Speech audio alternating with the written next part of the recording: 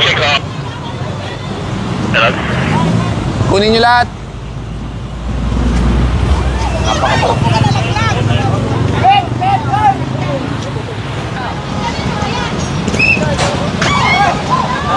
Oh.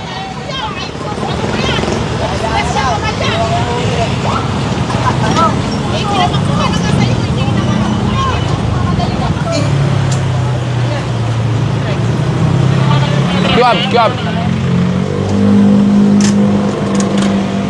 Pati yung ano, kunin yan. Baka sabihin ba't iniwan yan.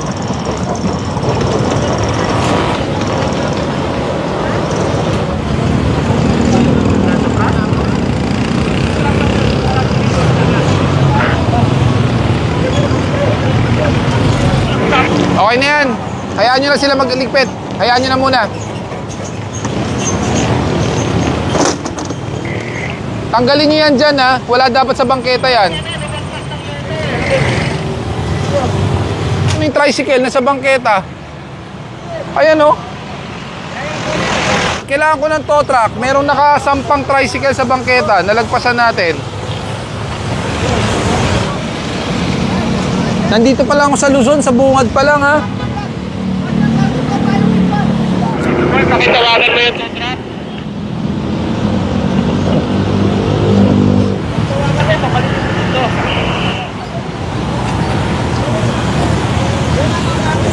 Ano ba itong mga to?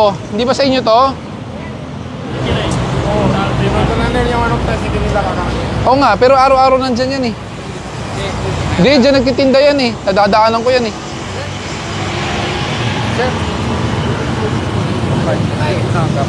Ha? Bawal kasi yan. Sa bangketa kayo, wala na yun. I-clearance nyo na lang sa opisina kung gusto yung kunin. Skog! Tanggalin natin to. Iniwan eh.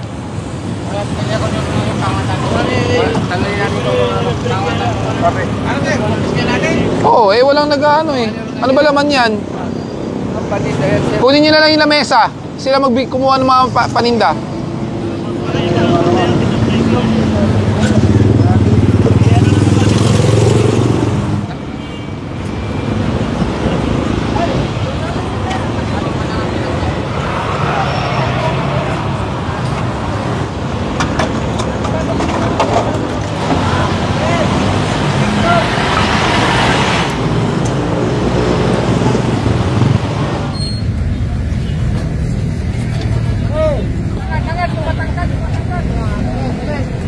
Dito na kuha yan sa bangketa. Boss, no waiting. Ay sir, naghanap lang ako ng parking area sir. Ha? Naghanap ako ng parking area. Hindi, kanina ka pa doon. Binabagalan mo, ayaw mo umalis. Mami sir, naghanap ako ng parking area. Yung misis ko kasi. Hindi po, naka-Google Maps ka po. May hinahanap kayong lugar. Kahit nandyan yung misis mo, no waiting dito. Pinapaalis na po kayo. Kailangan umalis na po kayo. Ito sir, kaya yung pinabahan ko sir. Naghanap ako ng parking area pwede sir. Sir, bawal huminto dito. Kanina pa po kami dito. Kanina pa kita nakikita. Hanggang sa umalis po kami, ayaw nyo pa rin umalis. Hindi sir. Sorry sir. Sorry sir. Sorry sir. So kung meron man po kayong hinihintay, umikot po kayo. Diyan tayo galing pagka diniretso. Pag kumaliwa, yan ang Congressional Avenue. Ngayon ang gagawin ng team, didiretso dito sa Luzon Avenue Extension. Sige, tingnan nyo na kung may itotow kayo dyan na sasakyan. O kaya mga motor, tricycle. Alin ba sa'yo? Alin ba sa'yo? Alin ba sa'yo dyan? Tapos po yan? O, di yun na unahin mo. Hindi ka, wala kong pulong eh. Kaya dito na inulan ko eh. O, di bitbitin na natin. May kaso kasi. Tapos balik nyo ulit mamaya, ha? Pakitanggal po, sa loob lang po kayo magbenta. Kahit na wala na po makadaan, hindi pa rin po ano yan. Hindi nyo pwesto po yan. Yes, shout out. Morning.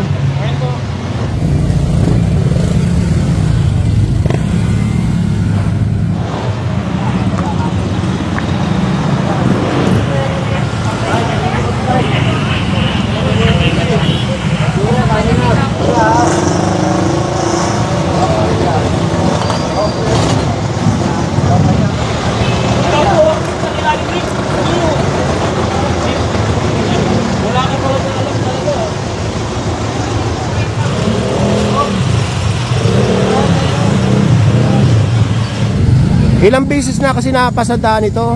Hindi na ako nakakasama o hindi ko na-feature. Kaya sinampa na yung ref. Andito naman yung may-ari.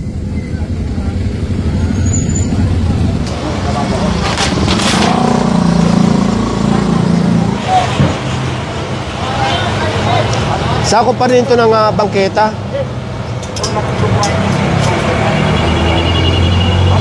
Lagyan lang nila ng steps. Oh, hayaan nyo sila ipasok yan. Bahala sila. Uso mo, huwag nyo sakop yung bangketa.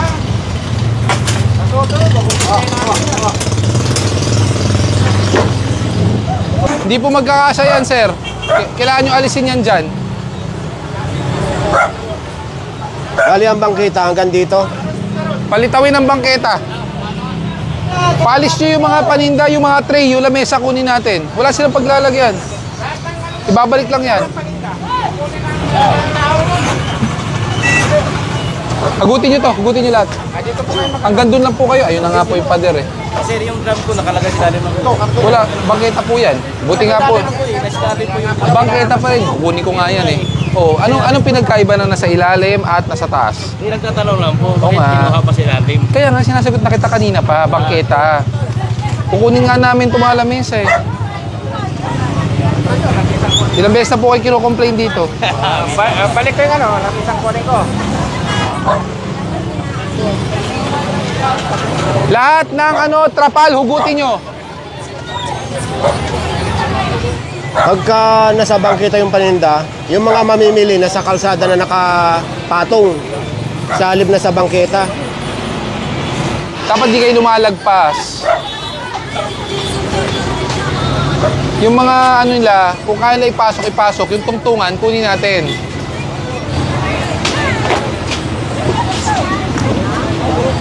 Kayo talaga, ayusin nyo yung area nyo. Hindi, ayusin nyo para yung mga mamimili, may bangketa, doon sila bibili, hindi sa kalsada, ha? Ayusin natin. Sir, lalabas lang kami kanina dahil mag-service kami, pero hindi nakaparada rito, paalis na kami. Nandito po kayo eh. Sir, may paradahan kami. Oy, ba't di mo pinarada doon? Kalalabas yan kasi mag-service kami, dala kami nga, paalis na kami. Oh. Kaso nagsimpuhan lang kami pagliko niya. O, di, ibawal nga kasi yan.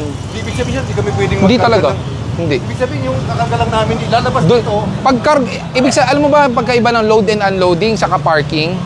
Ang load and unloading meaning may driver sa loob ng kotse, magsasakay yung pahinante. Pag walang driver sa loob at hindi nakastart ang sasakyan, that's obstruction and illegal parking. Yung nga sila kasakay ako kanina eh. Wala. Yung sila ko ako yung Nasa akin yung video, pinadalan ako eh. Kayo nga yung kino-complain dito. Tama ba? O ito nga yun. sa akin dito, hindi naman ganyan yung sasakyan mo, paradahan mo. Eh sana pinarada mo na maayos. Sir, stick nyo lang sir, kasi kakarga talaga kami ng gamit. Ayun mga gamit ng diktat. Kaya nga, kung magkakarga ka, dapat, yung pala, kaya mo pala dun eh. Kailan kong pinarada dyan, kasi nga Saka sa susunod, pag humingi ang enforcer ng lisensya, ibigay nyo muna. Dahil ang lisensya nyo, pribilehiyo lang yan. May responsibilidad kayo. So you violated the responsibility that you should have obeyed. Diba? Saka yung respeto. Respetuhin nyo yung mga enforcer. dito ko naman, nakiusap naman ako sa kanila eh. Sabi ko sa kanila, sir. Ang pakiusap, ibig sabihin ng pakiusap, humingi ka ng konsiderasyon. Nagkataon lang yung Hindi po, Hindi naman may paradahan kasi yan, sir. kayo yan o, itong buong kantong to. Traffic, bago makalusot dito, naiipit ang mga sasakyan dyan. Ako nga, naiipit din dyan eh. Dahil ang dami yung mga nakabalandra dito. Wala akong makikita obstruction simula ngayon dito. Sir, meron ba?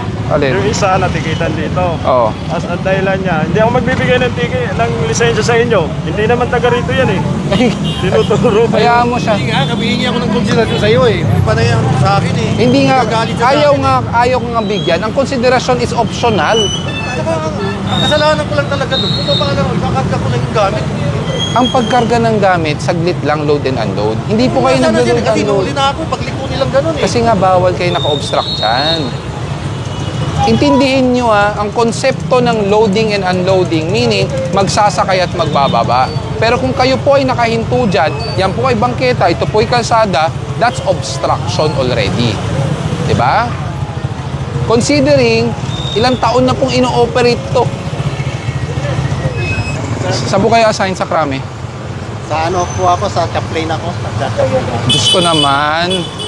Kaya nga sabi Chaplain po, simpleng traffic violation, do we have to resort to that? Kaya nga, sir, nakikiusap. Kasi wakit lang ako sandali, bumaba na makagad ako. first and foremost, this is an alternate route. This has been operated for how many years already? You are illegally parked, you are obstructing the road, you are obstructing the sidewalk. So technically, legally, you have a violation. Saan ba ito? It's already a consideration na hindi po kayo matotow. Kasi nandiyan sandali lang naman sir. Kahit na po saglit lang, wala po kayo dyan sa kotse nyo, mali po kayo. Kasi wala kasi ako. You are, ano po pangalan nyo? May ano po pa pong concern nyo pa? Huwag naman po ganon. Kahit na nasa krami pa po kayo, we should be the first to abide by the rules and regulations. Kaya nga sinasabi ko sandali lang naman. Kasi Kahit na, sir, kung chaplain po kayo, you still, ano, di ba?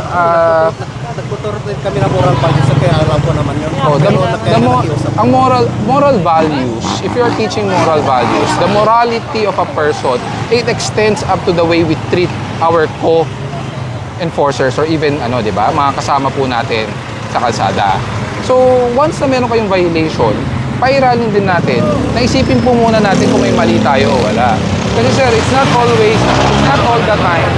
all the time we have to give the consideration because a consideration is just an option. Yes, sir. Di ba? Kaya nga po nakiusap, sir. Kaya nga po, hindi po kayo mabibigyan ng konsiderasyon na hindi kayo matitikitan because you have a violation.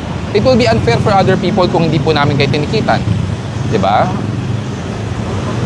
Konsiderasyon na po hindi kayo matuto. So, hindi po natin kailangan na ano pa, na taga-krami po tayo. Hindi, ang ano ko lang sir, parehas lang tayo na... Exactly. Parehas po tayong nasa gobyerno. We give due courtesy, but kung hindi po kayang ibigay, dahil makukompromiso po, hindi natin pwedeng ibigay. Kasi sandali lang naman yun. Pag tinawag na ako ng guardian. Sir, ano po based on our implementing rules and regulations, once a vehicle naabutan po na walang driver obstructing the sidewalk in the road, that's technically obstruction and illegal parking. So may ticket po talaga. Kahit tawagin pa po kayo ng driver, ng guard.